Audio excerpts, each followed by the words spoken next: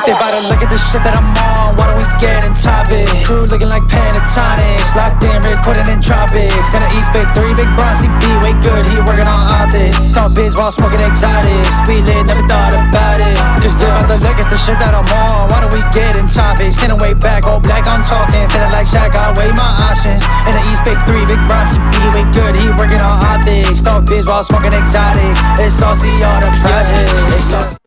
What's up, what's up, what's up? It's been a long time. RCR Presents MSD Sports, and we back at it for episode 35. My name is Sam, also known as YPK. We got Mikey over here, and we got Camden over here. And let's get it, episode 35. Mikey, introduce yourself. Mikey, introduce yourself. What's good, my peoples? It's been a minute. It's your boy, Michael John. We married now. It's been a big couple weeks. Happy summertime to all the peoples. I'm coming to you live from the 02135. Yes. Representing MSD Sports. What's good, my guys? Yes, sir. Camden, what's up? What's going on? You know what it is. It's your boy, Mr. Club Paradise, a.k.a. Camden Lee. And we back with another one, episode 35. You know who I'm with. The greatest trio ever assembled, MSD Sports. Come on, baby. You know, if you didn't notice, you know what I mean? I got these shades on right now. I'm still recovering from June 28th. We had a little bit of a shindig. We had a little bit of a, extravaganza. And I'm still, you know what I mean? I've been partying so hard. I don't know if I partied that hard in a minute, but I'm still recovering. So I'm going to keep my shades on just for a little bit. But fellas, it's great to see y'all beautiful faces. YPK! Yes, sir! What are we doing today, baby? Talk to me. Episode number 35, everybody. The agenda for today, MLB, everybody, halfway point. I can't believe we already made it to the halfway point. All-Star game in ATL Jacob. And we're going to talk about the NBA. Congrats to the champs. Let's get it. OKC, congrats. And we're going to talk some off-season news. Not too deep, but, we're going to talk about it. We're going to pounce at it. NFL, there's some moves that we didn't talk about, There's some injuries that happened here to celebrate, and we're going to talk about it too. Wimbledon, let's get it. We going strong over here in the Wimbledon. We're going to also talk about some women's boxing brought to you by Netflix. Let's get it. And we're going to wrap it up over here. The International Fight Week quick recap. UFC brought to you by Michael Jones DeStefano. And let's get it. Episode 35. We started off. MLB, guys. Halfway point. Damn. We in the summertime, midsummer classic time. How do you guys feel so far? Oof, guys, it's getting a little warmer. You know what I mean? It's getting hot up in the building. I'm in LA. You know what it is. The 90250. But it's nice. It's exciting. It's wonderful. Baseball is at its start, in my opinion, because it is the summertime. And when the summertime's out, the kids are out, and it's time to get to the ballpark. I mean, MLB is in full swing, guys. I'm really excited. How are we feeling about this midway point? What are we thinking these days? Are our predictions right? I'm not sure. YBK. Yes, sir.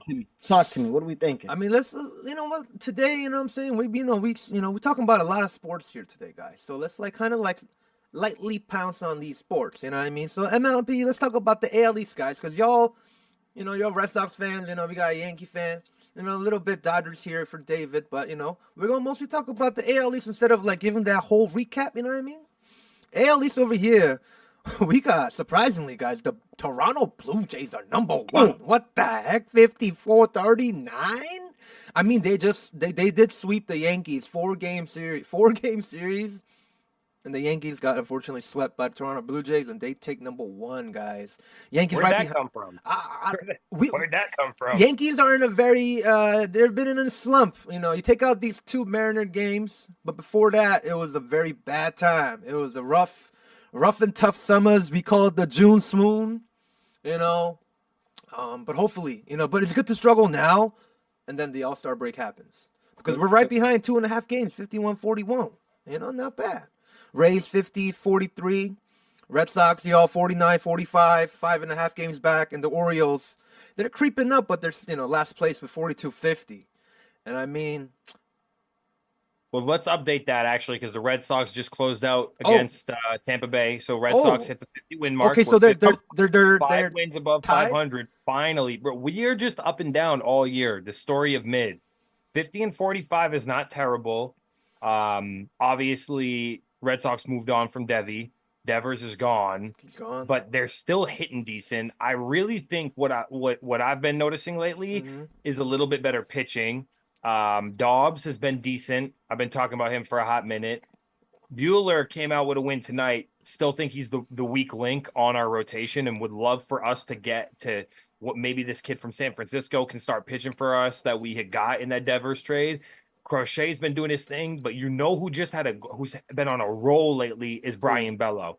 Bello is getting that ERA close to below 3. He just pitched his first ever complete game the other night. I seen it. He pitched a gem, only gave up like 2 runs. I know it was versus the Rockies, but even in his last like 5 starts, he's not given up more than like 2 earned runs. It has been his worst. So I really like what we're doing.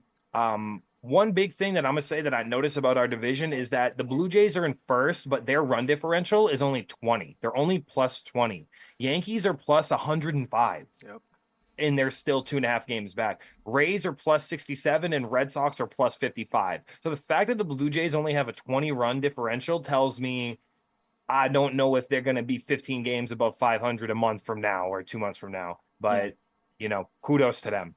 Yeah, I think the biggest thing that, especially that what you brought up, that run differential, I think is going to matter later on in the season. The AL East right now is a tough cookie. We knew that going in. I think that was part of our predictions. We kind of knew, all right, this is kind of what we're feeling. I think the Blue Jays being on top, kind of a little bit surprising midway through the season. We both thought it was either going to be the Yankees or the Red Sox 1 and 2.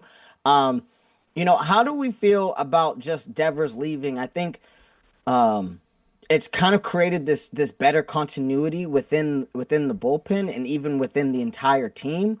But YBK, do you feel like Devers really just kind of put a little sour note on the Red Sox season in the beginning of the season, and now with this trade we're kind of on a different trajectory, or do you feel like, hey, like I'm not too worried about these boys? We still got a lot of work to do. Yeah, I have 2 questions over here.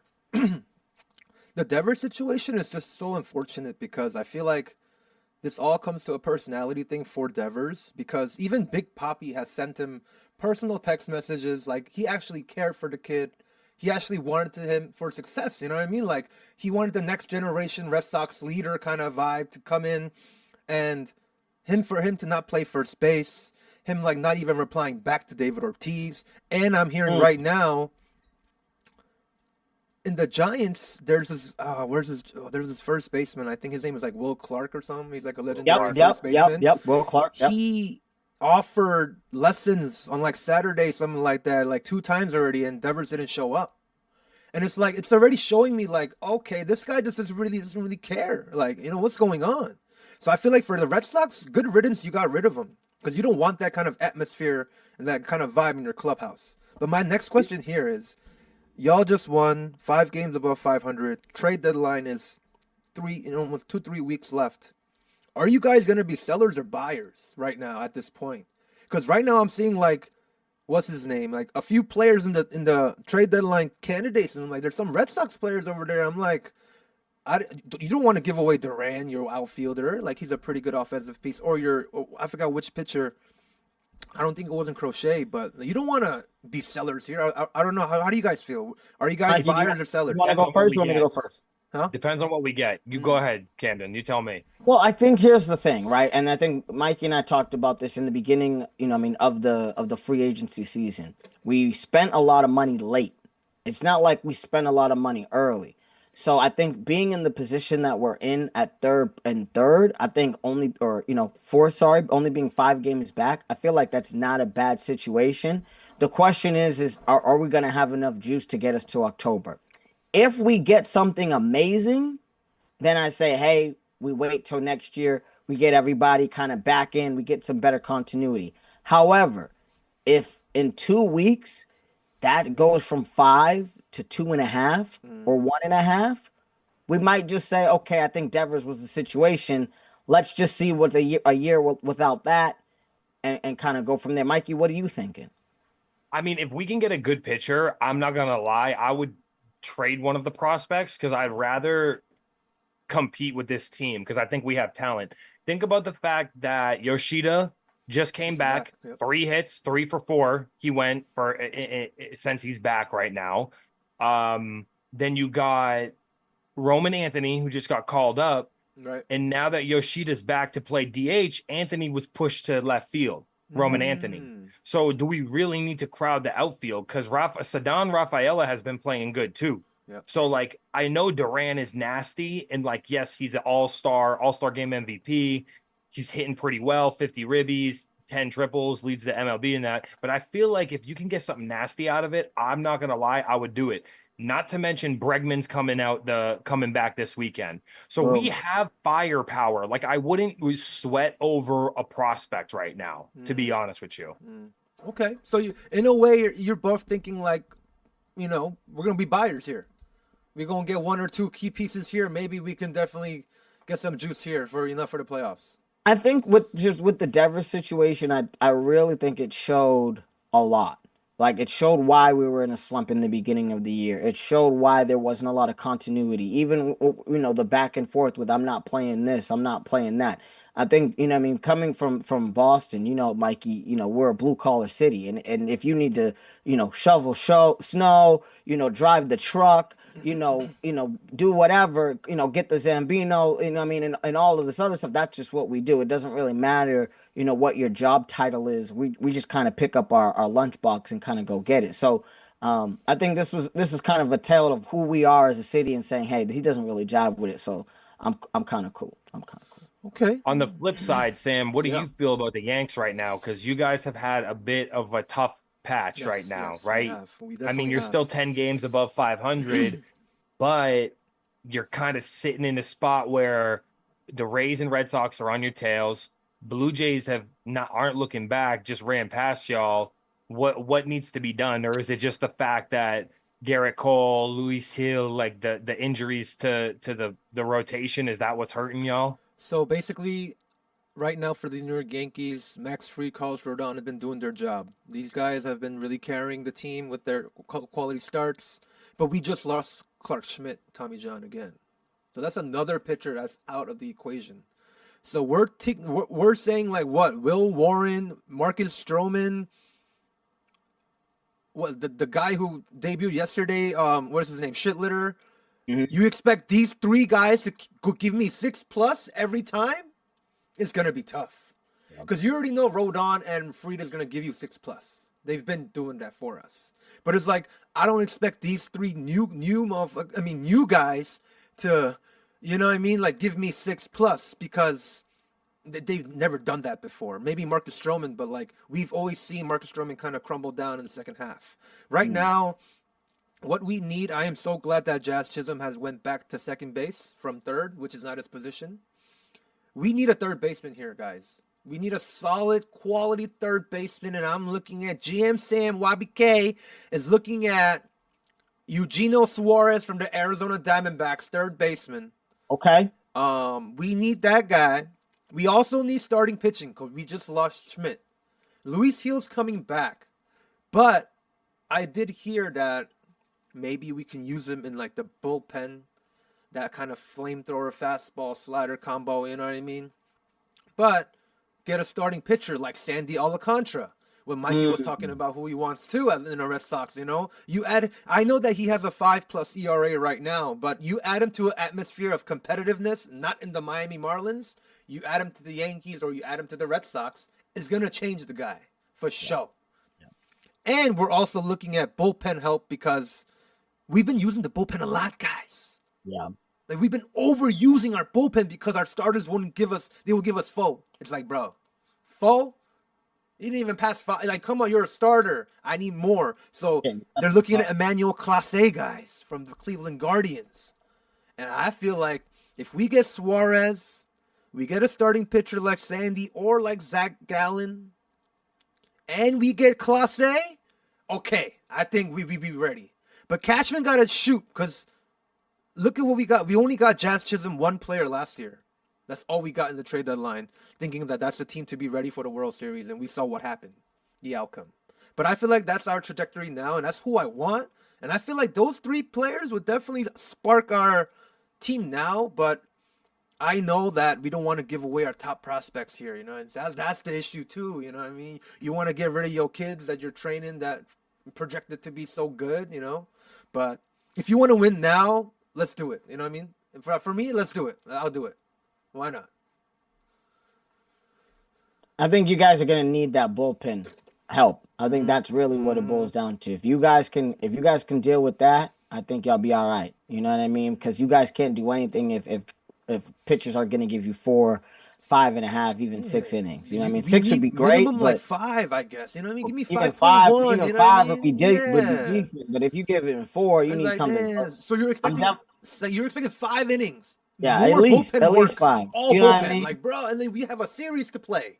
It's like, man, you didn't rest. You know. Listen, you know what I mean? I've been playing this game, you know what I'm saying, on the PS5. It just came back. I don't know if some of y'all heard about it. Backyard baseball. You know what I mean? I have my boy Pablo Sanchez. He's been throwing heat. But if my man don't go past 6 innings in a 9-inning game, bro, he did a bad game. So 6, you guys got to do 6. Got to do something. I miss those dog days, bro, when like Tom Seaver will give you a complete game shutout, 130 pitches. This guy's still going 3 days later. I'm like, wow, like those back in 9. Oh my gosh, they don't make them like they used to. They're so monitored and so like calculated now. Boys like they used to, bro.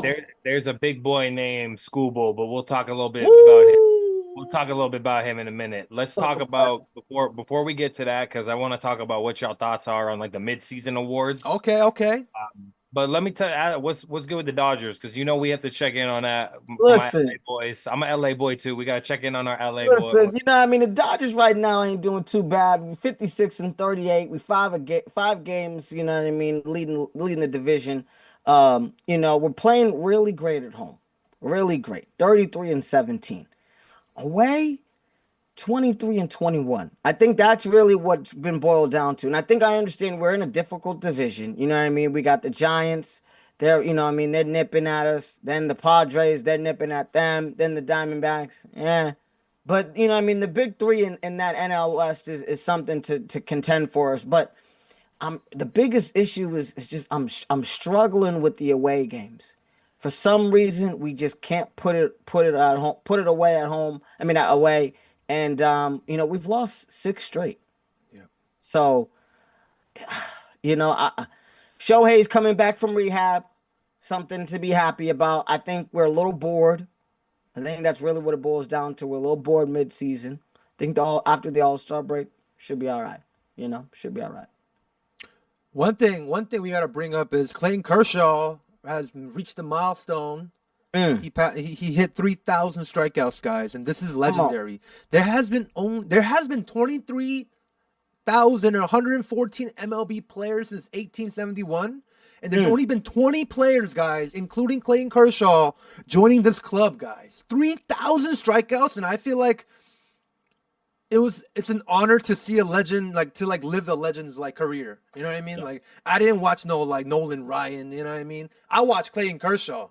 And this man, as a Yankee fan too, you know, I know he has struggles in the playoffs. I'm sorry to even bring it up. But in the regular season, this man was a menace. Like, he won MVP, guys, I think, with the Cy Young, I think, 1 year. This guy was dominating. And I give all my kudos and all my shout out to Mr. Clayton Kershaw, guys. I have a quick question. Shout out to my boy. Is he first ballot? Yeah, for sure. For sure. He got 2 rings. He got 2 rings. He got 2 of them things. Okay. Yeah, 100%. Well, after the 5 year after retirement, he's getting into Hall of Fame right away. Of course. Yeah, I agree. Shout out to 3,000. That's a lot. That ratio is crazy. Like, there's only been 20. He's the 20th player out of the history of MLB. You got to be good, and you got to be good for a long time. You can't, you know what I mean? But there's a lot of dudes who dominate a year, 2 years, 3 years. This man's been dominating for like a decade. The boy got skills. You know what I mean? Even with the injuries, he's battled back. So I think 18 years, bro. 18 years. That's what I'm saying. 18 years. How do you for 18 years? It's crazy. I mean, but yeah, I think it shows a situation of, okay, I've been dominant. Yep. I've been doing this. You know what I mean? Shout out to him getting the nod by Manfred. to go to the All-Star game. He got Yep, that the legend legacy pick. nod. Yeah, They Come legend don't, on. they pick, don't, yep. they don't invoke that frequently. I think they last did it for Miggy. But it's like a rule. You could just, if you a legend, you can get picked for the All-Star game. You Just ain't let even him gotta be know. an All-Star. That's it. Bro, it's so fire. I don't know. He even said, he's like, yo, I haven't pitched enough this season. I ain't gonna lie, but listen, if I get to go to an All-Star game, like that's an honor. So like, Hell I'll be at yeah, the All-Star game. appearance. Hell yeah, add Shout that out to to the. Clayton Add that Kershaw. to that. Yes. All right, we need to check in though on these midseason awards because you know that preseason we talked about what our predictions for Cy Young and our predictions for MVP are. I'm not gonna lie, I feel like we should start where it's easiest, right? AL MVP race. Is there a race anymore? Is there still Bro, a I've been chance? hearing some crazy things, guys. People are saying, "Oh, I'll give Cal Riley the AL MVP award over Aaron Judge." I'm like, Hold on. how does that look at the stats? Make it make sense. Look at the stats. Make it make sense. How? Like, how do It's not a you? home run race. It's not a race to who has the most home runs. It's MVP. So I think right now the shocked. numbers like are undeniable that Aaron Judge, because he's still hitting 360 with 34 home runs and 77 ribbies. I know that Rally's right there, 36 home runs, so a little bit ahead, but he's got 76 RBIs, but he's batting like 270, right? Closer to that. Almost a 90. So, wow. the betting line on FanDuel right now is minus 1,500 for Aaron Judge, and plus So it went 700 down. for Rally. It But went down. If Rally hits another 34 home runs and breaks the 70 mark, then we'll talk. How about that? You know what I mean? Bet. Sounds good. We'll come back and talk about it, but I think until that's being said, it's not even it's Aaron Judge's race to lose. He's doing better than his 62 home run season, counting how many the 92 games he's played. Better than the 62 home run season he had that season. So I mean, let's go. I mean, you're right, Mikey. If he's batting a 270 with like 73 home runs, all right, fine. You did some crazy MLB season, Cal Riley. Because right now, Yankees are versus the Mariners. And the way he swings the ball, guys, it's like, bro, he's swinging for the fences. Like, he is going for the fences. And he's going to the home run derby, too. He's one of the contestants. But yeah, AL MVP for sure. I feel like it's unanimous Aaron Judge for sure. Yeah. For sure. What are we thinking? AL Cy Young. AL Cy Young. We just talked about him. I mean, I really agree. want my Even dog. though I want Max my Fried to dog. win, I want Max Fried to win, but I feel like it's gonna have to go to Mr. Tarek Schoolboy and Detroit Tigers. Yeah, he going crazy. To be honest, he's defending the crown like with a vengeance right now. And I will say that Crochet and Fried, which were two of the picks that we had made, they still in the race for it for sure. Yep. I think Fried gets more run support. That's why he's not getting quite the same, and he don't strike out as many people. Yeah. Maybe that's what the thing is with Fried kind of having a little bit of disrespect to, because I feel like Fried don't get the same He's a love. ground ball pitcher. Yeah, exactly. But think about it. Crochet's leading the league in strikeouts right now. Schoolboy is 3 behind him, Okay. right? So it's like when you fan dudes, it's like, oh, he's pitching heat. And then Schoolboy has got a 2 ERA, 2.02. Yep. Fried is right behind with a 2.27, and I think Crochet is like 2.3, 2.39. 2.39, yeah. So they kind of all right there, but Schoolboy has been going crazy lately. I don't know if y'all been seeing some of his starts recently, but I was reading an article about him. This dude is 6'4", like 230, 240 or something. That's a big boy. I'm like, bro, he's a tank. I did not realize he was that big. And he's from Cali, bro. He's from out in like the valley out there. So he was pitching in them leagues where it's windy as hell up there. You know what I mean? Hot, windy as hell. So that boy is knows how to throw through the wind, baby. He knows how to throw through the wind. exactly. So his a line on FanDuel right now minus 420. So he's a 4-1 favorite. He's a 4. Okay. But then you got Crochet plus 850 still chilling there. You got a couple dudes, Sam, ahead of Max Fried, Hunter Brown and Jacob DeGrom. Both Hunter Brown has been going crazy. 9-3 with a 2.21 ERA. Yeah, I know. Houston pitchers have been going crazy. Even Framber. Wow. Love them or hate them, they're one of them teams that's like annoyingly good. Why is Josh Hader, the reliever, one of the Cy Young candidates for this year? He's what? You got to be really, really nasty if you go. Yeah, if you're a reliever, you know what I mean? You can't win no side over a starter. But yeah, I feel like this is unanimous too. Tarek Skubal, I feel like all of us is our AL Cy Young. Yeah. For sure. I do think the race is still open for this one, though. I agree. Halfway point, but this wave right now, Tarek got this one. It's almost a 1. His ERA is almost a 1. Come on. That's crazy. That's crazy. All right. And NL MVP, what are we thinking, Playboys? What's speaking your name? Let's see. Is Ohtani going back to back? Must we say it? Do I need I even say it? Ohtani going back to back? Ohtani's going back to back. It's no, I mean, shout out to Juan Soto, who I really have been, who I rode with preseason. He had a really, really bad start to the year and started popping off the last 2 months, but it's too wide of a gap. And then Pete Crow Armstrong is going crazy and the Cubs are going crazy too. But Ohtani is too good. Just too good. Yeah, I hate to say it, but I give it to Ohtani too. Really? Yeah. He's I mean, like, when I went to Dodger Stadium this year, like maybe like 3 times because of like, work related, and then, it's right next to my work anyway. Of course. Like, man, the impact that he brings to the stadium, it's like, he's such a superstar. Like, especially getting the ring too. Every at bat, everyone's recording him. Like, he has so much superstardom that it's like, man, this man is born to be a Dodger. Almost feels like, Wow. Yeah, it's amazing. I gotta catch it. I gotta catch a game, man. You have to go. It's so good. It's fun. Even as a game. Yankee fan, I'm like, damn, I bet it's cool to see them like hit them bombs. I gotta catch one of these days. He's got the batting average up a little bit too because he's hitting 280 now. Yeah, 100 hits. Yeah, 280 with 31. That's not bad. It's not bad. Yeah, and he's starting to pitch again too. That's the scary part. 6 innings pitched so far, quality innings. Like he looks good on the mound. If he can stretch that into giving some solid relief, like when you need to have, you know how you always saying it needs to be 6 innings for your starter. Yep. I mean, if Ohtani can come in and give you an inning or two and give someone a break on some nights, it's like that's very valuable. You're right. So, for the man that's getting $2 million. Only two. $2 million for the team. For the team. Deferred money. Deferred money. I was legit talking to my coworker today. Like, I feel like Ohtani, like what I just said, how he was born to be a Dodger. His 6 years as a Los Angeles Angel was his AAA, guys. That was his development stage, bro. That's what I think. It's like that was your AAA. It's like a mini LA. You know what I'm saying? Disneyland's right there. You take a break sometimes, but then after he went WBC, go to the Dodgers, 50-50, and he wins the World Series. I'm like, all right, damn. This is all set up for you, Shohei. Damn. I wish you were a Yankee. Damn. Imagine.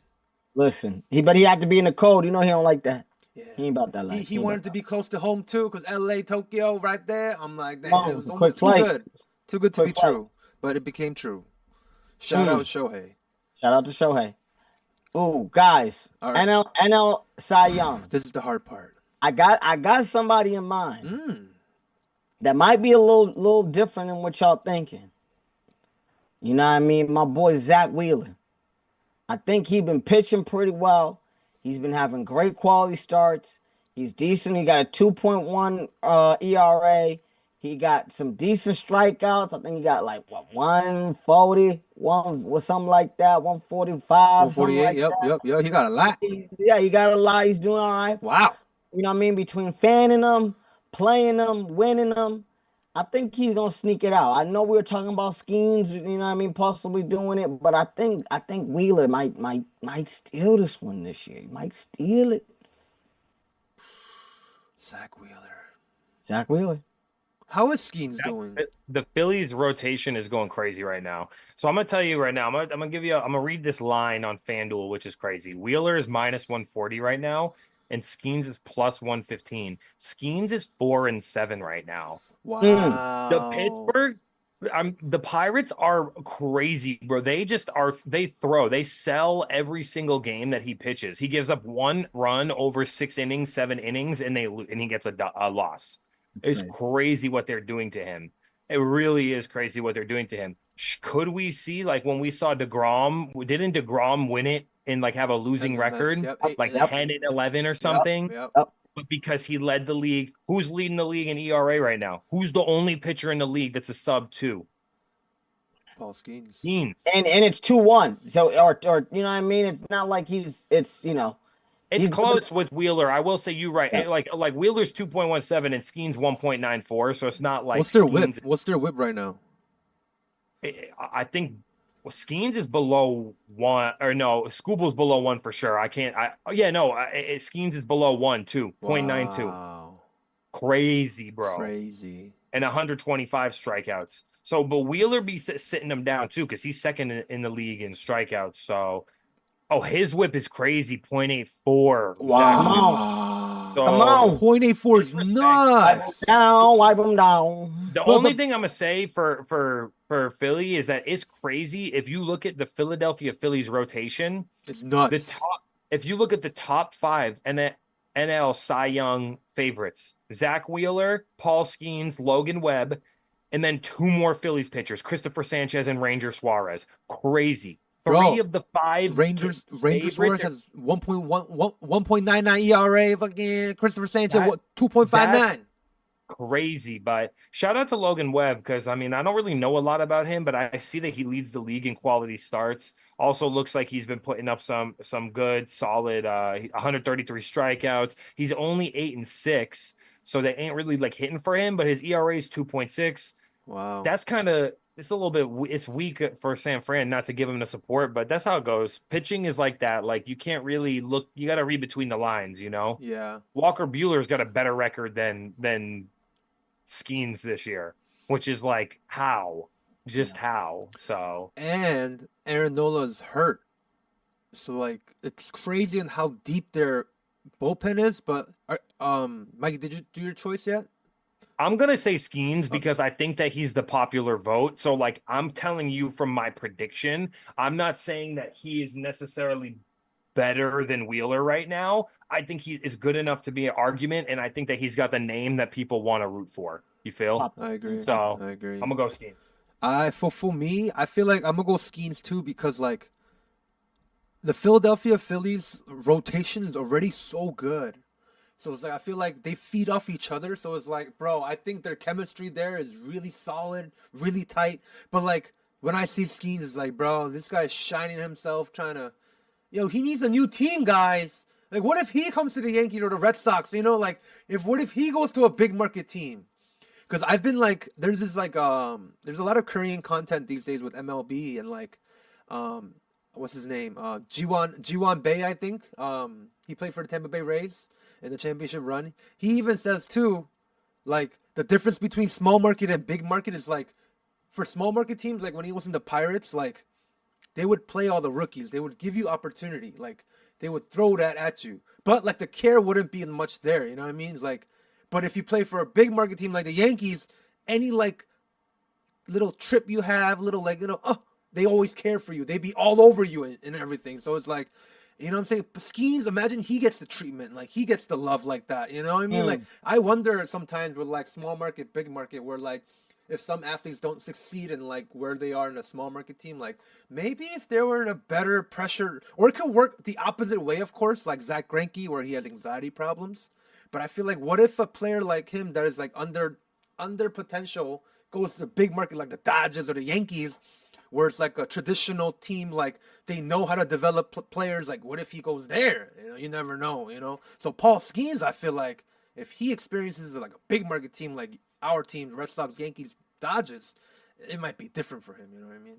I think at the end of the day, pressure either makes diamonds or bursts pipes. And I think if you're an MLB player at this point, you know what I mean, you know how to handle pressure. But at the same time, as we do know, those bright lights when we're in them big cities is a very different situation than when I'm in a regular, Phoenix, Arizona type joint or wherever, you know what I mean?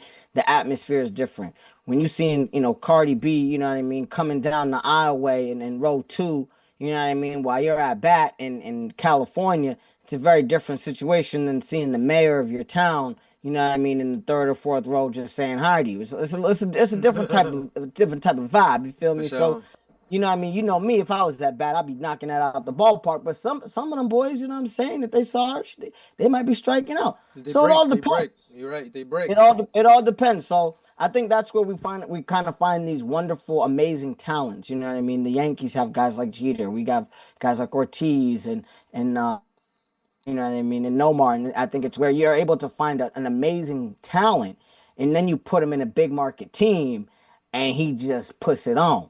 So, you know what I mean? Shout out to Shohei, you know what I mean, and Judge, because, you know what I mean, these guys have found their big markets and have been able to just own it, you know what I mean, and all. So, it all depends. We'll see what happens. But I'm hoping Schemes either gets some run support one of these days or gets a decent bat over there or he leaves. But I don't think the Pirates are going to get rid of him, I heard, like, because, like, they're, like, saying, like, oh, is he available for, like, the trade deadline? But I don't think yet. But he might leave. He might leave out this contract. Or Pirates can maybe rebuild and try to build around Schemes and get some crazy offense because they do definitely. They have O'Neal Cruz, guys, which is in the home run derby as well. Like he's a Pirate developing, but it's like him too needs a bigger market in my opinion. Or the Pittsburgh got to do something like what the Steelers are doing. We're gonna talk about later, but you know what I'm saying? They got to do something about it. Make a splash, baby. Yeah, exactly. Do something. Damn. Come on. Damn. Man, I tell you, MLB. There's a lot going on. Shout out to MLB. All-Star game on Tuesday. Shout out to MLB. All-Star game on Tuesday. Yo, real quick, Sam, actually, I know you wanted to talk about the home run derby. One of the best parts of the MLB. So we got the home run derby. When is that? We got that on Monday. That's like, you know how we got the 3-point contest, dunk contest before the All-Star game? Okay. We got the same thing. We got the home run derby on Monday at Atlanta, ATL Jacob. We got these eight competitors right here. You know, the final one, Jazz Chisholm Jr., was announced today. But we got Ronald Acuna Jr., guys, repping his hometown. We got him. We got Byron Buxton, Minnesota Twins. Junior Caminero from the Tampa Bay Rays. Jazz Chisholm Jr. from the New York Yankees. O'Neal Cruz, who we just talked about, Pittsburgh Pirates. Cal Riley, home run leader. Seattle Mariners. Brent Rooker from the Athletics. And we got James Wood, the youngster from the Nationals. And I feel like this one is going to be fun. Not gonna lie, there's a lot of power here. A lot of power. Why your boy Judge wanna you know? Now he already won one, you know what I'm saying? The captain's he can't win another one? Well, he's like, once you win one, it's like, I'm good. Nah, because it messed up his swing. That whole August he was messed up after that. He messed up for the rest and then of the he year. hit like 15 in September. So that's how he hit 52. I'm like, damn. Imagine he hit in August. I'm saying. But we all taken. But we got taken. As much as I hate the Yankees, I think I'm gonna take Chisholm. Woo! He gonna take Jazz. Let's go, torpedo back. As much as I'm thinking Jazz got swag on him, I think he gonna be an ATL Jacob, and I think it's gonna be one of them times. So it's either gonna be homegrown from Atlanta, but I think, you know what I mean, my boy Jazz is gonna shout out to them. You want to go next, Sam? I'll go next. I mean, you got. Yo, we just talked about him again. I'm gonna have to. I mean, I love Jazz, but I have to go O'Neal Cruz, guys. I love this guy. I got the little. Remember, Mikey? We unboxed the commemorative batting helmet. O'Neal Cruz. Let's go. I'm going O'Neal. I feel like he got mad power, guys. He got so much potential. Yeah, I love this guy. I'm gonna tell you what's gonna happen. James Wood's gonna knock Cal Raleigh out in like the second round if they don't get bracketed together. Like second round, and the final gonna be Acuna versus Wood. And Acuna is going to win. Wow, for Atlanta? Acuna going to win. He had a lot of time to rest this year. His arms are straight. He needs to swing. He needs to let that thing go, and he needs to pull one up for Atlanta. He got knocked out twice. He put up a couple crazy rounds in the home run derby before, like 20-plus rounds, but he lost to Pete Alonso twice, who's nasty at the home run derby. So I think the third time's the charm this time around. I got Acuna over James Wood. But if not Acuna, is Wood, because Wood has been nasty this year. Wood has been good, bro. Are you putting a couple dollars on a Bovada or on MGM? What we thinking? A little FanDuel? See, put a little $5. See if the boy gonna win it. Sheesh, I might have to. I might have to. Plus 420 odds for Acuna. The favorite's O'Neal Cruz plus 330. Oh no way! Is he the favorite? Rally's plus 370. Acuna plus 420. Wood plus 600. Everyone else is at least the 850 favorite or lower. Damn, I thought it was gonna be Cal Riley as a favorite. I didn't know. Damn. Oh. All right. That's what I'm saying. You put a couple dollars down, you might be able to make yourself a sandwich. You know what I mean? You know what I'm saying? You never know. Wow. All right. Oh, All right. I'm so pumped. I'm so pumped. I'm excited. I didn't know. It's kind of crept up on us. I'm excited for the All-Star, All-Star game. I think I'm excited for all that. It's gonna be a good weekend. Should be I a good agree. weekend. I agree. Lit. Is that all we have for MLB right now? Is that the situation before we jump on to the next one? We do have the All-Star starters. If I could read that real quick. Come on, let us know. All right, ATL American League. We got Catcher Cal Riley. You know what I mean? We got Vladimir Guerrero, Toronto for first base. Gleyber Torres, damn, second base, ex-Yankee. Jose Ramirez was third base, guys, but I think he's injured, so Isaac Paredes from the Astros are going to replace him. The rookie, Jacob Wilson, guys, he's batting at 330. He's in it. Aaron Judge, of course, the captain. And then two more Tigers, Riley Green and Javier Baez. And then Ryan O'Hearn, his first All-Star, Baltimore Oriole. National League, you got Will Smith and Freddie Freeman, first base catcher, Dodgers always, you know what I'm saying. Ketel Marte, Diamondbacks. Manny Machado, he hit recently 2,000. Congrats to him. Francisco Lindor, New York Mets. Acuna, of course, repping the city. PCA, Pete Crow, I'm sure we talked about him, MVP candidate. Cubs, we got two Cubs and Kyle Tucker. And, of course, we got Shohei Ohtani. I was going to say, I was waiting for that name. Yes, you guys like missed the Shohei in it. Who else no one else should be in other than Judge. Dodgers got three starters, two Cubs. Yeah, I love it. That's amazing. I love it. But yeah, I feel like big shout out to Jacob Wilson though, rookie at making the starting lineup in the American League for the Athletics, and shout out to Gleyber Torres, who was the worst second baseman as a Yankee last year, and he's an All-Star starter this year. So. What a change of scenery might cool. do. I mean, Detroit Tigers #1 team right now in MLB, so it's kind of cool to see that with Tigers' global success. So, big shout out to that whole team. Big shout out to them for sure. All-Star weekend coming up this weekend. Yeah. Really excited. ATL Jacob. Come on, baby. Let's get it popping. Let's get it popping. Are we on to the next one? Let's get it. We on to the next segment? I think we're ready. Are you ready? I'm ready. Michael John, do you wanna introduce this segment, your boy, your peoples? You want to talk to him? What you want to do? Well, I mean, we gotta talk about the NBA Finals. It's Come been a on. hot minute since we talked. We had a lot of NBA talk this whole year. Y'all already know. And it came down to a 7-game series to end out the year. NBA, you got a new champion. The Oklahoma City Thunder punched their ticket. They got one. They got one. So that's the first one since they moved over to Oklahoma City. Great effort by the Pacers. Of course, the playoffs have been marred by multiple Achilles injuries.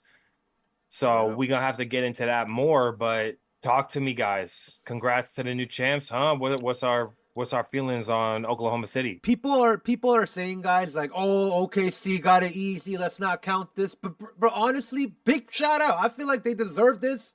Alex Caruso's correct. Let's say, Mickey Mouse this is the real one. Big shout out to OKC. I mean, look at their progression from last year. Like, I doubted the hell out of this team, guys. I doubted. I was like, OKC going to be out after the second round just like last year. Because that's what they did. Last year, they were the first seed. They got eliminated by the Mavs. Bye-bye. But this year, I was like, oh, this could be the same. But, man, the help of his supporting staff of SGA with J-Dub, Chet, Alex Caruso, Dort, all of them, I feel like definitely deserved it. And big shout out to especially SGA because he had all his check marks all checked this season from his journey. I mean, the thing is, SGA having a wonderful season, definitely on my bingo card. SGA winning MVP, definitely on my bingo card. I was preaching that most of the year. The OKC, Oklahoma City Thunder winning the chip, not necessarily on my bingo card this year. You know what I mean? I knew that it was a good team. I understood that, SGA was a great player. But I think, like YBK was speaking about earlier, the youthfulness that they had last year and just the lack of experience that showed in the playoffs, we felt like it was going to rear its ugly head this year. And I think seeing just, the big three really take that extra leap, I think it really showed something that we haven't seen in a long time. I think the last big three that we saw in OKC was the Durant, Harden, and Westbrook. And I think, kind of this new age big three. Definitely was surprising. Michael John said something interesting. The NBA has been harbored with Achilles injuries. Not one, not two, but multiple men have fallen due to the fact of the Achilles. I don't know what's in the water. I don't know what workout plan they're doing. But, I didn't see this many back in the day. But, it is what it is. It is what it is. But, Michael John, you know what I mean? I got to ask you a question.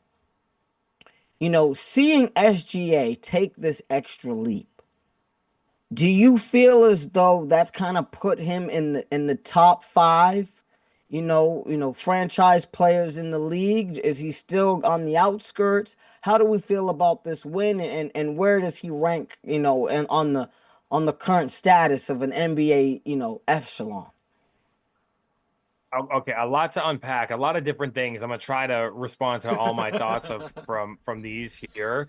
I don't think SGA made a leap from last year. I think he had an MVP caliber season last year. I still think Jokic should have been the MVP this year, if I'm just being honest. Like, from what I feel like is the criteria of MVP. That being said, I really feel like the design of Sam Presti to keep this team together, to draft Jalen Williams, Chet Holmgren in the trade many years ago, that Paul George, a wealth of picks, and SGA has been gratified.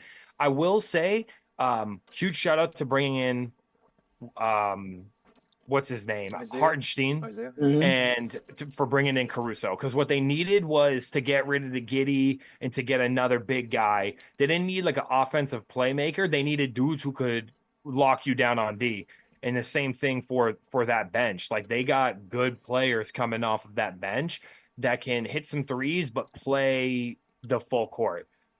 I think that SGA was top 5 already coming into this season, and next year he should be ranked number 1. If he's MVP and he won the chip in this, if I was voting like who's the number 1 player right now, I'll probably say SGA just based on the accolade itself.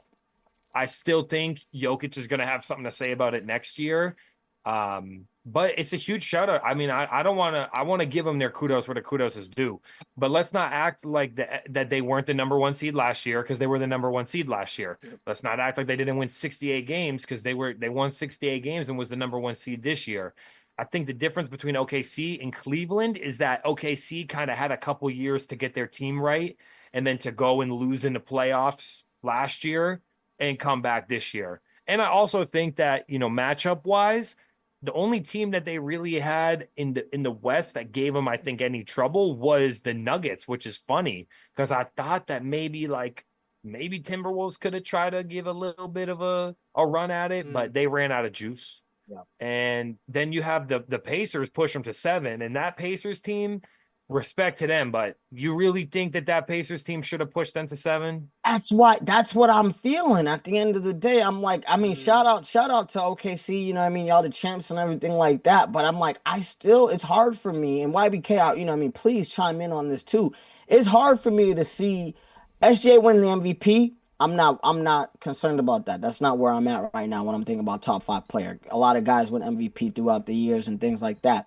But I think in terms of like a real top 5 dude, or top 10, it's still hard for me. If they took him in 5 with a healthy, Halliburton, I'd have been like, all right, man, like, y'all got some dogs in y'all, but y'all went 7. And if if Hallie, shout out to my boy Hallie, he had an injury in game 7. He was having some issues, some tenderness in his leg. He decided to keep playing, and he popped his John. He's gonna be gone for the entire season next year. But he really showed some grit, and I'm not gonna lie. I think if he was healthy, it could have been a different type of outcome. It looked like that. So, shout out to OKC. I really think they needed Alex Caruso. YBK, how you feel? So you're on the side of like, kind of like this chip wasn't. You didn't really earn it, this chip. No. I think you definitely earned it. I'm not gonna say. I think going through the Nuggets situation, I think like that was their like NBA championship where they that really was their had finals. That was their finals for them. That was. I think for me though, seeing them go to Indiana and then taking them 7 games doesn't make me feel like the team is as dominant. Oh, I see. Not an issue of whether they deserve to get the chip or not, but I don't think I don't think the team is as dominant as it looked winning 68 games. And I don't think SGA to me looked like a top 5 player. He didn't look like Joker. He didn't look like Giannis. He didn't look like Luca. He didn't look like even Labrizzi. You know what I mean? Shoot, you know what I mean? Another guy who got hurt. He didn't look like Tatum in the finals. You know what I mean? It just he looked kind of like it was a all-star cast, a nice ensemble, almost like that Detroit Pistons team, and I think it was '04 that they won that against the Lakers, kind of in that situation. Yeah. Kind of seemed a similar situation like that, but instead of a team and 2 superstars imploding, you had a superstar get hurt in the game 7. That's what I think, like, to be honest with you, I don't think it was the hardest fought championship to win. Like, no one's going to say that this was like the 2011 Mavericks. No one's saying that the Mavericks went through the Spurs, the Lakers, the Heat. No one's saying that this is the 95 Rockets, who was the 6th seed and won every series on the road and then swept in the finals to win against the super young Shaq, I think, that year. Oh, right? yep, Penny and Shaq. Yep. Like, no one's saying it's like that, but I'm also not saying it was the easiest championship. And in respect to Caruso, it's no Mickey Mouse championship, because for me, that is like a special type of championship that they won. Yeah. You know what I mean? It's a whole different, the season stopped. There's no crowd, controlled environment. There's no real road and away team. I think it was a good championship, but I also think that they were like the overwhelming favorites the whole year. So it's like when you watch a TV show and you're like, I wonder if it's just going to go how I'm expecting it to go, or will there be a twist? There was no twist this year. The best team won, and that's it. It's just, I feel like I don't feel like it was high stakes. I feel like I was sitting on the edge of my seat rooting, let's go Pacers, come on. But like, the team that should win won, so I respect. Yeah, for sure. Like, it does suck that, like, in the last game, pivotal game, the main superstar of the opponent team goes down, for sure. But that doesn't mean that, like, bro, the whole season, like, they were a whack or something. Just what Mikey said, they were the best team in the NBA, and they were the better team. So yeah. But I feel like the next question I want to give you guys is, what are the chances of OKC back-to-back next year? Lower 50 or higher than 50? I think lower. Yeah, lower 50 is a big number. I would say, like, if you think about Super Bowl odds, think about like how if you're the favorite to win a Super Bowl, it's like your 20% is a huge number. I see. Like 15, 20% is huge. I would say they're the favorites. Without delving too deep into my thoughts on where I think it could go. I think the West has some competitors with Denver retooling and Houston retooling too. 100%. So I do think that there is some competition. I think that OKC is going to have the burden to come out the West again. There's no way that they shouldn't be the favorite and that they shouldn't do the same thing they just did this year. So, because if they don't, then you're going to say it's flukish. It's flukish. They just had a really, really great year. I think, sorry, you're right, 100%. I think at the end of the day, if they don't make it to a Western Conference Finals, I think it's a fluke, in my opinion. I think winning a chip, getting to the championship is hard because players have to be not hurt. You know what I mean? You know that now that you are the champion, every single team is going to be giving your A game. Yep. We're going to be jumping in a second. YBK is going to be talking about a trade in the NBA that just happened, which kind of changes the dynamic of the West. I think that also adds another element to it. When we talk about later in other episodes, when we talk about other moves in the NBA, there's the retooling of the West is coming, and it's coming in full force. So Western Conference Finals to me is cool.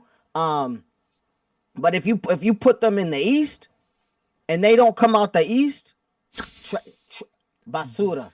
That's all they would be a huge favorite in the East. Yeah. Let me give you my one thought too, Sam, on where I think that the OKC direction is going, because I know there were some huge extensions doubling down on this team. They spent so much money this offseason right now. I want you to break down the numbers for me. Yeah, please. But my one thought is this. I got you. If OKC don't do it again next year, the window closes real quick with the amount of money that just went out, because the players who haven't been re-signed, such as Lou Dort, such as Isaiah Hartenstein, and then some of those bench players who other teams will be willing to throw bigger money contracts. We've seen it every year. Remember, Bruce Brown won the chip with Denver, and then they started throwing big money at him. It's just how it goes. I think that they got to do it again next year. So, but talk to me about the money that's been thrown around, because OKC doubled down on this team. So yes, again, big shout out to the OKC Thunder, SGA. You know, he won his first MVP award, first All NBA team, won the chip and Finals MVP, first seed. So he did everything, you know, an athlete would dream about. So he had his breakout season. Well, not really breakout. Mikey's right. He also averaged over 30 last season, but he had was his Curry unanimous MVP season. This was Curry's, you know, that was his season. This is his season. So right after they won, OKC's like, hey, I'll give you that super max. So this man signed a 4-year contract, $272 million contract, everybody. Big money, big money. Fully guaranteed. Everything's guaranteed in basketball. And then a few weeks later, they go, hey, Chet, you know, great win. We'll give you your Supermax 5-year, $239 million. Dang. And then yesterday, I think, or today, J-Dub got his 5-year rookie extension, $239 million. So this team just spent $800 million plus on these 3 players in these next 5 years. I heard 222, like real quick with some extra numbers on the end, some bigger numbers. I said, that's a lot of money. I was like, bro, where they coming They with have the to build around bag? with these guys and just have these some I guess they can't sign more than like I feel like 20 mil now, right? Because they're making like 40 plus mil each of them, 40, 50. So it's like I don't know. Like if I were to Thunder, honestly, I would just keep Shea. Maybe one more. Shea, one more. J-Dub or Chet. You know what I mean? One more. Like, not all 3. Like, that's crazy. I think one, I don't know where y'all got that money from. That's almost a billy, 800 million. That's a lot of money. I don't know where y'all got that money from, but Championship money, I guess. You're going to do what you got to do. There's 2 things that I want to remind y'all of, okay, that we talked about earlier. One, they got them picks. You feel me? So they could draft a couple of dudes in the next couple of years to kind of retool around these boys. It ain't that crazy. And the second thing is, for me, I would have traded Chet. Or I'm going to trade Chet. Maybe not this year, but next year I'm trading Chet. I got to. Because, you know, Shea, bona fide superstar. Williams, we saw in the playoffs, if the man is healthy, he gonna drop 30. Yep. Okay? So I'm cool with that. Chet, though, up and down. I don't understand. I feel like he didn't deserve that Supermax. Michael John, is it just me? It's just where the contracts are at, because someone else would pay it to him if they didn't. I mean, I know what you mean that they have a lot of picks, and it's true, but like first-round picks don't pan out for years. Like you got to play for multiple years to develop. We've seen it, and a lot of times first-round picks don't even become NBA starters. So it ain't like you're right that they have a wealth of picks, but they have a potential of 4 first-round picks in 2026, like next year. What are you gonna do drafting 4 players in the first round? Like who you're gonna have to change the whole complexion of your team. All the bench is gonna have to be gone. You're gonna have to. It's like a whole new team, essentially. You feel me? So it's just interesting because this same championship team has like one more shot to win. And the core can win, which I like that they kept the core together. Like, I'm not mad that Chet got, 5 years, 250? Is that the number? Yep. That's the incentive if he wins whatever, if he reaches benchmarks. I'm not mad against it, but I'm also like, $800 million to 3 players. Let's see. If they win, it will vindicate them. If they don't, we're going to say, why did you give them so much money? But that's the NBA this day. This is how I feel with the Los Angeles Dodgers, with Shohei, Yamamoto, and all those signings. Because, of course, Shohei's getting $2 million. But that $1 billion with Yamamoto and Shohei, you got to win at least one more to make that worth. Yeah. So I feel like they're in the same shoes, it feels like. But looking at Spotrac.com, Isaiah Hartenstein has next year. Dort's here next year. Is this a player option or a team option?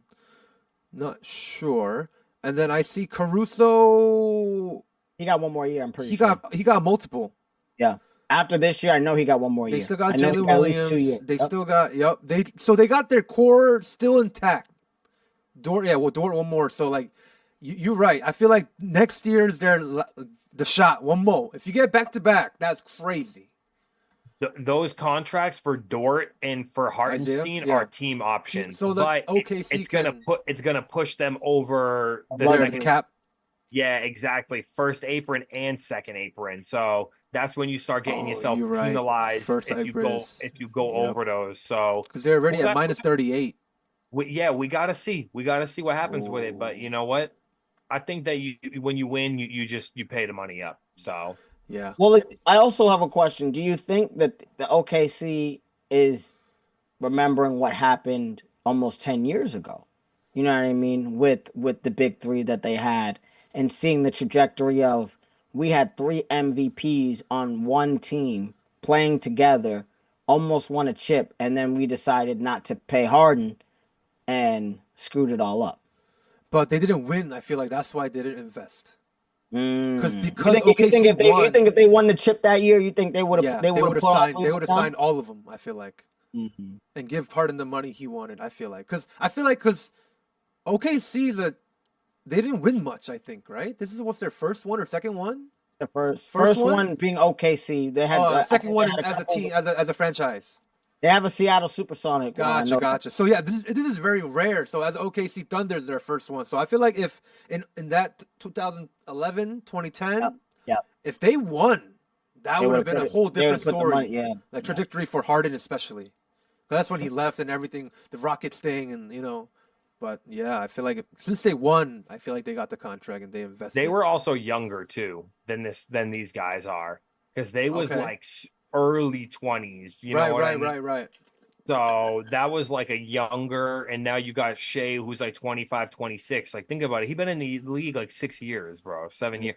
They've been around for a while. It's not like 2-3 years. This is like, I mean, now NBA, you're here 7 years and you're 26 years old. It's crazy. Mm-hmm. Wow. So we should talk briefly about some of the other big moves. This is a move that happened before the finals even ended. This was right on the heel of Game 7. Right. Yes, it was. We were waiting for to find out where the aforementioned Kevin Durant was going to land.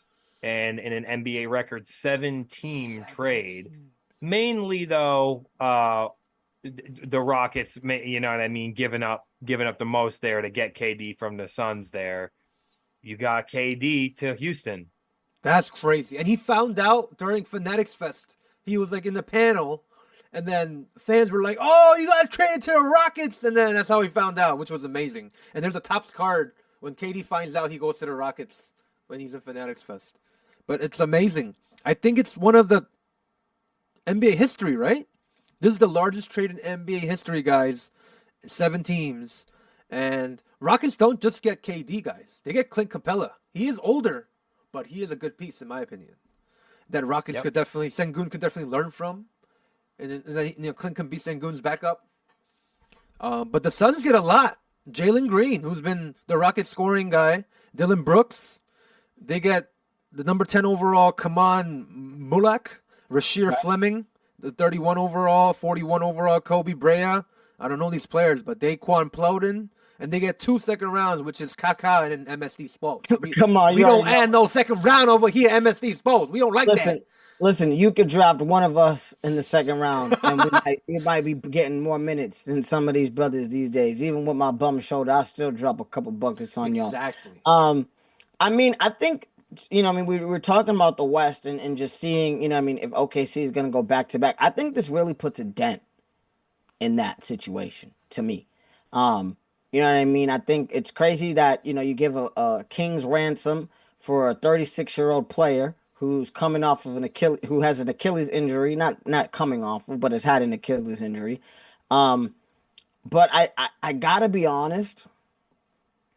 I have to be honest. Ever since Jalen Green, had that baby with who, he has not been the same player. So I feel like if the Rockets had any chance of winning a chip, now is the time. So I feel pretty good about this trade. Obviously, you know what I mean. KD going to the Rockets is interesting. Staying in the West, but I mean, how do we feel, guys? Are we excited? Do we feel like this was a fair trade? I love it. Who won out at I the love end it. of the day when it comes to this? I feel like Rockets won, even though they gave up a lot of assets away for KD and Clint. They were a second seed team. They won 52 games. They lost to the Warriors. I mean, playoff experienced team, to Curry basically. So when you have Curry, Jimmy Butler in the same lineup, the youngsters can't do anything about it. But you add now Kevin Durant. You know what I mean? Like you said, you did say the Achilles. But, sports medicine these days is crazy. The past 2 seasons, 2 years ago, KD played 75 games, averaging 27. Last year, he did play 62 games, 20 less games, but he averaged 26. So I feel like with his presence and with the team, like I'm looking at the depth chart right now. There's Freddie VanVleet, Amen Thompson, KD, Eason, and Sengun. And then you add Clint in the backup. And they have Dorian Finney-Smith. And they signed Dorian Finney-Smith. We're going to talk about it in the deep dive. Replace Dylan Brooks. I was going to say, like, the one big piece is who was going to replace Dylan Brooks. Dorian Finney-Smith perfect. Is just as good as a wing defender. I totally agree. So I'm very excited. That was a loss for the Lakers. We'll when we deep dive NBA definitely. free agency, we'll talk about it. I'm sure Luka going to miss him for sure. I got to say, I just think it's fine. I think it's perfect. Jalen Green was a scorer. He couldn't score in the playoffs. Kevin Durant, you don't got to worry about that. Yep. He is older. True. I get it. He's older. But I trust KD. I trust KD to give you what he's going to give you, where Jalen Green's too young and unpredictable. Totally. And also, you was going to have to pay Jalen Green. That's true. That's true. You was going to have to extend him when it came time to extend him, and I it's think still he was crazy eligible money. for the max too. Yeah, and we all didn't want to give him that. None of us would want to He's give him that. definitely eligible for rookie max extension for sure. Yeah. But I don't think that the Suns really lost this trade. I think that they got back something, right? They got $5, right? Basically with the second rounders, but you did get some good players still. So I'll give them a thumbs up for both sides here. I liked this move. So. Also with the Suns, after they traded him recently, Devin Booker got that 2-year maximum veteran extension, 2-year, $133 million, guys. Crazy contract. So they're all inning on Devin, building around Devin right now. So Jalen might move to point, or Devin might go to point, and then Jalen Green pays 2. Right, his 137. That's the regular. It's up to 145 total, fam. That's crazy, bro. It's 70 million a season, my dog. Oh my God. For a man who's never been on an All NBA team other than once. For a man who has no MVPs, and for a brother he making more money than Joker, Steph, LeBron, and my man Luka Doncic. Ridiculous. He ain't gonna make more money than Luka or Jokic when they decide to sign their. That's true. That's true. But I'm just saying he making more money than him right now. He's making $70 million. Crazy. He did have the best arguably the best season of his career last year. He averaged 25.6, and he averaged 7 assists and 4 rebounds, 46% shooting. Listen, he improved the ball movement, which is where I think it's important for him to grow. And he's still 28. But bro, that money is too much. Too much for man. You gotta win a chip. Joker. Is that the market for like shooting guards for this veteran, like for like 6 year plus? It's crazy. Yeah, for top tier, that's max extension money. I mean, that's what ridiculous. You're gonna get. Oh my! NBA players are getting so much money. $70 million. Listen. Give me a couple of dollars. No, give me like 200,000. I don't even want million. Oh my gosh. Ridiculous. One person what I gotta say that I was extremely surprised about. Okay, we're talking about money, and I need some help from my MSD crew because I'm a little confused on what happened in this situation. So you know my cousin. You know what I mean? Y'all know my cousin is Giannis Antetokounmpo. You know that's my dog. You know what I mean? We text from time to time. He was on I Show Speed the other day. Had a nice little time on that. I think they meet in Jordan either today or tomorrow. But I was talking to my cousin, and he had a player that came to the season this past year. You know what I mean? They was doing their thing. He got hurt.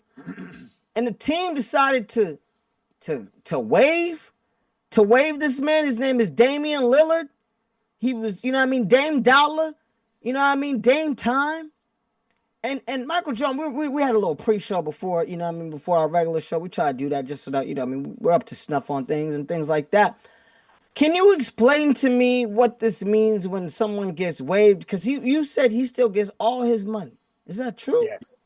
Yeah, this isn't because what you mentioned was like did he get bought out? Like yeah, that's what I thought. I'm used to that. The buyouts. The buyout means that you come to an agreement with the team that you're on and say our contract is void. You pay me X amount of money.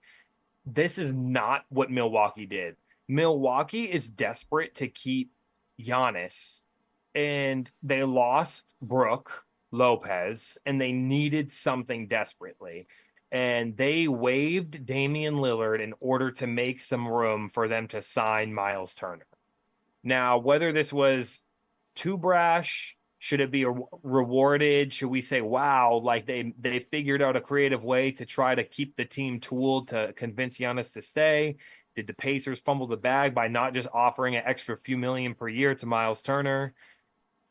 That's crazy because Dame Lillard now is going to get paid the last 2 years of the contract. That money is not coming off of the books for the Bucks. There's no trade exceptions. There's no way around it.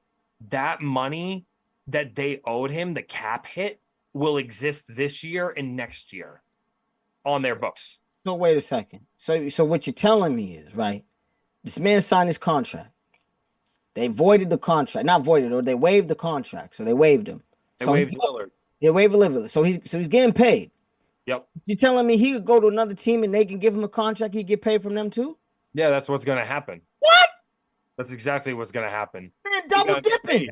Yeah. But yeah, we could get into details of this talk too, because there's another contract I heard that's kind of like this. But yeah, that's what's going on. YBK, what's up? he has the Achilles, so I feel like no team will sign him right now and maybe sign him next season. Well, he injured the Achilles in April. So Okay, it's not like Tatum where it was June, Or like Halliburton. like right in May, and it's not like Halliburton where it's June. He can theoretically come back for a postseason run because he had his in April, and there's a lot of speculation about where he could go, and now Lakers, he baby. has a lot of options if you think about it. Go to Lakers, know what I mean? baby. So Join Luka and Bron. well, There's we'll see. But he is a West Coaster. Yeah. I mean, They say but Oh yeah, I'm sorry, Mikey. I'm reading that Miami is the current betting odds favorite for him to land. I Miami, like that. Miami's is one of the contenders, but you got a lot of people. Maybe a homecoming. Maybe he finishes the career back at home where he played for most of his career with the Trailblazers. I saw that. Maybe you have a team that's a contender that could use a little upgrade at the point guard, like the Denver Nuggets or the Golden State Warriors. So there's some options for him. And you know what's awesome? He don't even have to fret about money. He could probably take like a team-friendly contract if it's the right situation for him. It's true. Yeah. Because he's getting paid, and that's why people will be willing to sign him, Sam, as well while he rehabs. Wow. Because you're going to get Lillard at a discount. He don't care about money right now. It's about legacy right now. Get a ring right here. You could sign him to a 2-year, $30 million contract, and it ain't gonna do nothing. You know what I mean? Or a 2-year, 20. That 2-year 20. I was about to say less, like 220. Yeah, 220. Yeah, 2 for 20, and just say, hey, $10 million for Dame Dollar. Yeah, we pay you $10 million For like to rest, rest for this little bit, and then show me what you got. Hot in the playoffs, you might come through. If Shoot, not, that's fire. They trying too hard though, the Bucks, to figure out how to stay afloat and how to keep. They try to keep my cousin. What you mean? I feel like Dame should go to the Knicks and join Brunson.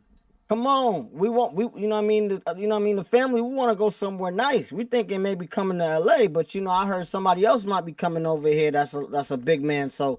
We don't have to wait on that. Yes, the big man in LA. He landed. We're gonna have to talk about that on our NBA, NBA deep dive. For But sure, I heard a couple stories, so I'm just saying. My cousin looking for options. You know what I'm saying? I'm just letting you know. If the Bucks, if you listening, if y'all don't get it together soon, we leaving. Letting y'all know that now. I mean, Giannis said, like, what you said, he came on the speed stream. He said, I'll probably stay in Milwaukee for this year, but he said probably. So we'll see. Because he said he loved Milwaukee. I'm sure he does. He want to chill with them. He grew up with them. I'm sure this man love Milwaukee. But if Milwaukee don't treat him, the way he got to be treated, he gonna leave. They just don't got money to take care of it no more. That's the thing. Like they run out of options here. The last time this happened, they went and got Drew Holiday, and they got a chip because they tooled up in a smart way. But I don't really think Miles Turner is a huge upgrade from Brook Lopez, although he is an upgrade in my opinion. I don't think it's drastic. Yeah. Like Brook Lopez does the same thing. He stretches the floor and he's a rim protector. He shoots threes and he's a rim protector. I think Miles Turner is a bit more athletic, but is it really like that much of a game-changing upgrade? So I don't know. Porter Jr. re-signed. I'm not sure that this is it. I don't think that's going to do it, but we shall see. The East is wide open this year, so I guess that's another argument as to why to make a move to make it work. So I'm excited to deep dive NBA with y'all because there's a lot of contracts thrown around. With the injuries, like the East is basically a lot of teams are rebuilding because of the Achilles right now. So it's like, we have to definitely talk a deep dive with these teams because like the Pacers. Halliburton out for the whole season, guys. And they lost Miles Turner. Their identity is gone now. They basically have to rebuild. So, I can't. I'm excited for that deep dive. I'll have some more information for you for the family reunion. Okay. Coming up, I'll try to get some more information out y'all. If I hear my ears to the grindstone, see if something's popping. We love that. You know what I'm saying? Yes. But speaking of what's popping, I know what I mean. We're touching a couple different sports today. We touched MLB. We touched NBA. But you already know, MSD Sports, one of our favorite loves, is the NFL, baby. Is the NFL. Come on. And I got to tell you, we got a couple weeks before the Hall of Fame game. I'm just throwing it out there. I'm just letting y'all know. So we just get warmed up, get your popcorn ready, get your seat warm for Saturday and Monday night and a little bit of Thursdays. Because when I tell you it's coming swiftly, it's coming swiftly. Speaking of coming, we've had some wonderful trades, some signings, some situations, and we've been talking about this man, the YBK family. The YBK, Michael John, Camden Lee family, MSD family. We've been talking about this man for a minute. And his name is Aaron Rodgers. Aaron Rodgers finally has decided to figure out if he's playing football for another season, and he's decided to go to the Pittsburgh Steelers. He signed a 1-year contract worth about $10 million up to about $14 million in incentives. So very nice team-friendly deal. But Aaron Rodgers going to the Pittsburgh Steelers, saying that it possibly will be his last year, and he wanted to go out with a bang with Mike Tomlin. YBK. Yep. How do we feel about Aaron Rodgers going to Pittsburgh, of all places? Did we think this was happening? Did you hear anything from the other GMs that you talked to on the offline? What were you thinking when you heard this news? At first, remember when Rodgers was like, bro, I'm not even going to play this season, remember? And then we were like, whoa, what the heck? And then he's like, oh, no, I'm going to come back, but I'm going to take my time. This is exactly what he did. He took his time, looked at his options, and I feel like, I'm going to say it right now, I feel like the Steelers might make playoffs. One more time. You think they're going to win a playoff game? Because they made the playoffs last year. That's what I'm saying. They're gonna get a playoff win. They got so many. They got new players. They got Rodgers. They got DK Metcalf. Robert Woods came. They got Kenneth Gainwell from Philly. They got Jonnu Smith. They got pieces, guys. So I feel like I feel like they're trying to make a spark here. How do you guys feel about this? I think they're gonna be the same as last year. Like they'll be a playoff team. It's always above 500 with Mike Tomlin. Like a couple games above 500. I like the signing. I don't think it ain't MVP level Aaron Rodgers, but it's a good team. I like the addition of Jonnu Smith. I don't think that DK Metcalf is as much of an upgrade with the fact that they sent George Pickens to Dallas. Right. I think that he would have been more electric if he had another certified wide receiver with him. Robert Woods is on the tail end of it. But Jonnu Smith and Pat Freiermuth is a very skilled tight end. Those are two nasty tight ends. Also, they got Jalen Ramsey, Darius Slay, Juan Thornhill for their defense.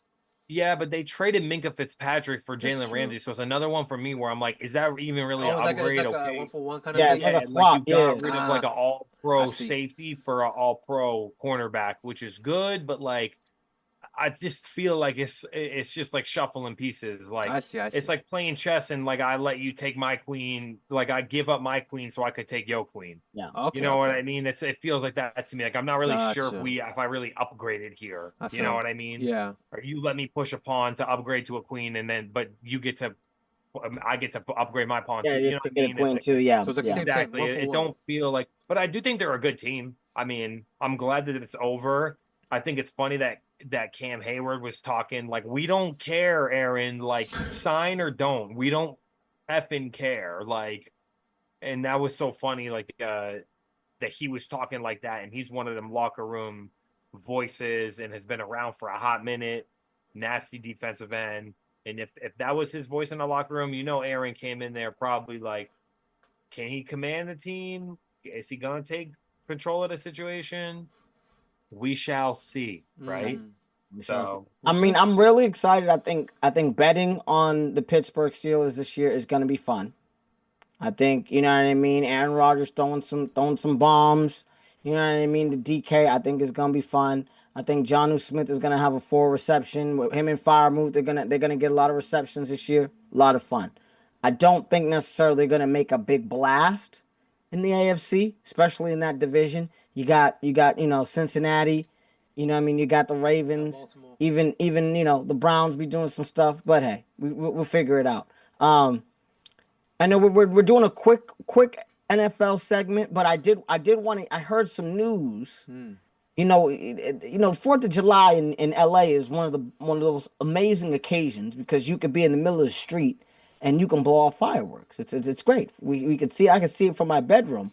But Michael John, I heard that you heard some news through the grapevine about some fireworks and people not practicing responsibly. yeah, it was a great holiday. Boston has a fun fireworks show, but LA is different. They be shooting off fireworks all in the skyline. Go downtown downtown LA.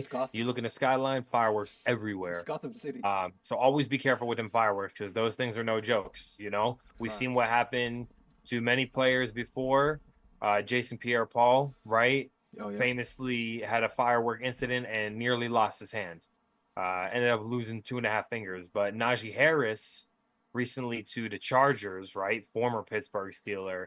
He was hospitalized for eye injury. Oof, so it sounds like, there were some fireworks that went awry. Someone at that same, where that incident happened, also had an injury to the hand. Gotta be careful, y'all. If you light in these fireworks, you think you have time with the fuse, you ain't got time like that. Don't play games because it ain't worth it. Like, they look cool and they make some cool images and noises, but it ain't worth it to hurt yourself. So always be careful with them fireworks. Najee Harris is expected to make a quick recovery, they said, and should be ready for preseason. But, these are the type of stories we remember when we celebrating, right? It ain't all fun and games, especially if you've been drinking or if you've been smoking something.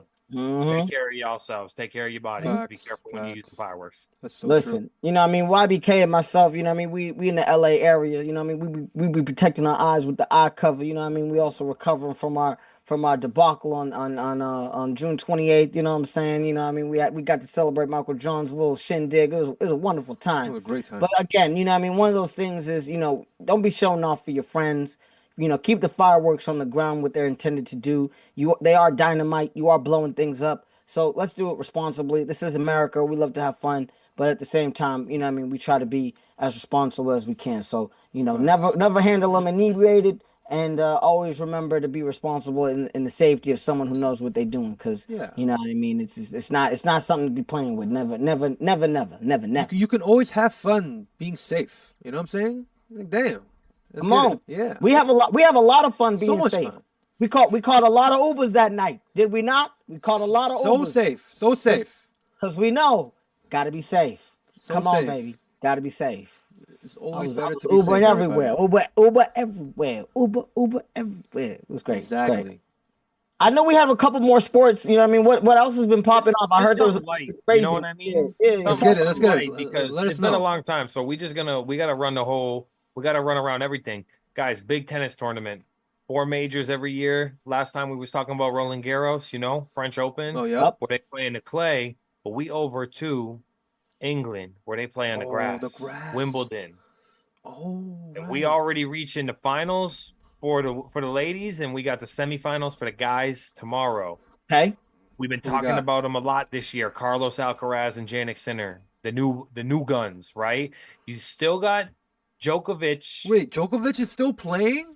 He's still going, bro. Yo, got it. I thought he done. No, he's still going, bro. He's got a chance to punch a ticket to go to the final, but he's playing against Sinner. And Oh, last time he played no. against Sinner, the world #1 in the French Open, he lost in the semifinal. So they meet again in the semifinal, twice, the second time in a no row. way, that's fire. I will say it's been an interesting tournament. The first match of the tournament, Carlos Alcaraz was down the first 2 sets. He lost the first 2 sets, had to win 3 sets in a row in a crazy match, tie break some of those sets. Jannik Sinner on the flip side 2 rounds ago, he was losing 2 rounds and he was down 2 sets rather. On the brink of, if he lost that 3rd set to be eliminated, the other guy injured his shoulder. Oh. So he had to retire and Sinner moved on, and then Sinner won his next match. Could be this is the big rivalry of modern tennis right now. Wow. But we keep seeing Carlos Alcaraz come out on top. Every Last time they played in the final, Sinner was up 2 sets to none, and Alcaraz won the last 3. So I'd love to see them go for another rematch in the final. It'd be lit. But could it be Djokovic's last hurrah? We shall see. That's crazy how he's still playing. That's amazing. On the flip side, the women, bro, there's been all of the high-ranked women have been getting knocked out in the early rounds, which left Sabalenka, the world #1, who lost in the final last tournament to Coco Gauff and had a little bit of the controversy for the ill words spoken and lack of sportsmanship. She was taken out by an American this morning. And being frank with you, I did not see this one coming. Anisimova, Anisimova, rather. I think I'm saying it right. She moved on to the finals, the American. She's going to take on a woman we've seen around for a hot minute, Swiatek, the Pole.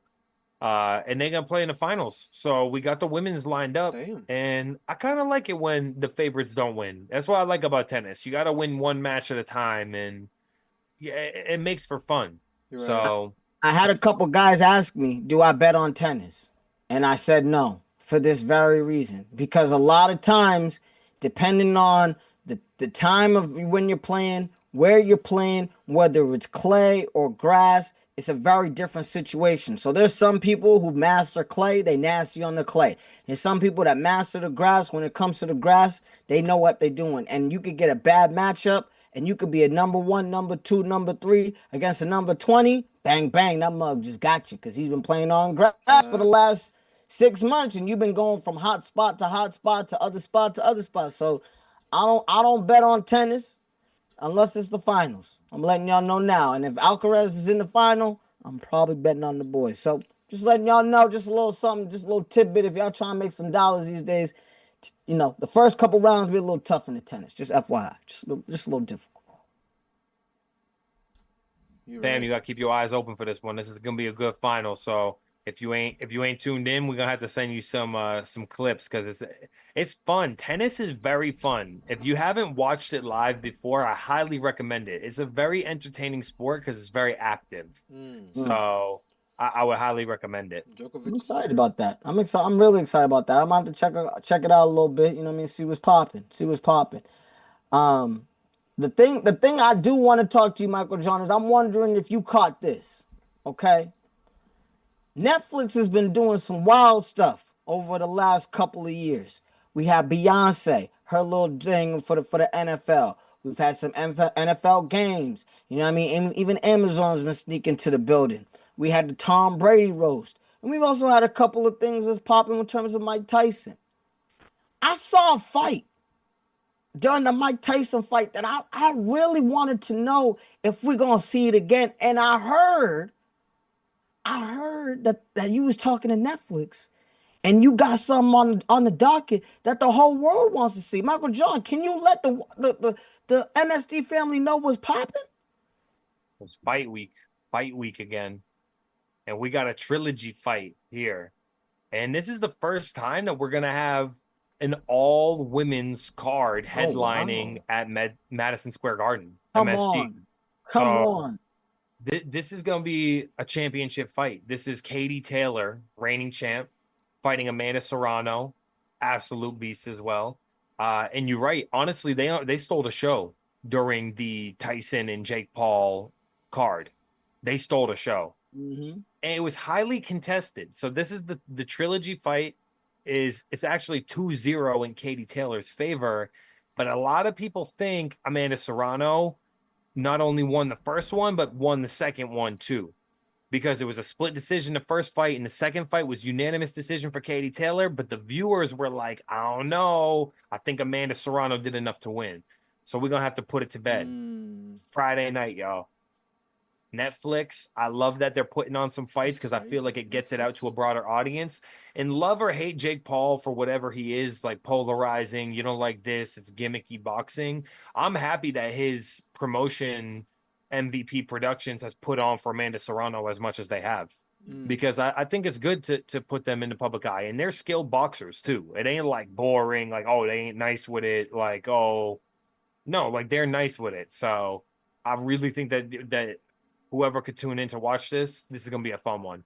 Oh, well, the MSD family, we support women's sports. You know what I mean? We have some of the biggest, women's fanatics, women's sports fanatics in the game today. You know what I mean? I'm always about protecting the game and protecting women's sports. And so I'm really, really, really excited about this fight. I think I'm going to get my popcorn ready. I might have to pour me up a little something, because I really love my girl Serrano. And I'm hoping that after the third time's a charm, she might be able to take it home. That's just me. Yes, sir. I tell you, come on, fight night.